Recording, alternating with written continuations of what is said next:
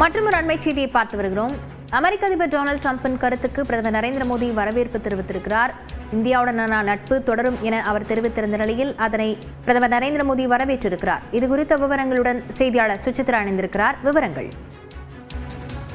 அமெரிக்க அதிபர் டொனால்டு டிரம்பினுடைய கருத்துக்கு தற்பொழுது பிரதமர் மோடி தன்னுடைய பதிலை வழங்கியுள்ளார். இந்தியா மற்றும் அமெரிக்க இடையான மிக நேர்மையான எதிர்காலத்தை நோக்கிய ஒரு உறவு என்பது உள்ளது எனவும், அமெரிக்க அதிபர் டொனால்டு டிரம்பினுடைய உணர்வையும் இந்தியா அமெரிக்க உறவு குறித்த அவருடைய பாசிட்டிவான கருத்துக்களையும் இந்தியா மதிப்பதாக தன்னுடைய எக்ஸ் தளத்தில் அவர் பதிவிட்டுள்ளது மிக முக்கியமாக பார்க்கப்படுகிறது.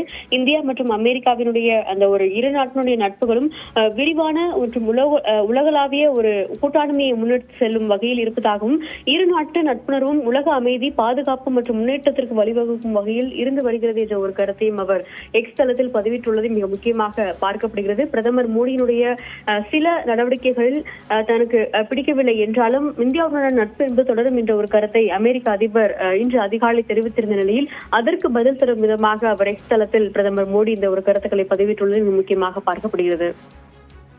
விவரங்களுக்கு நன்றி.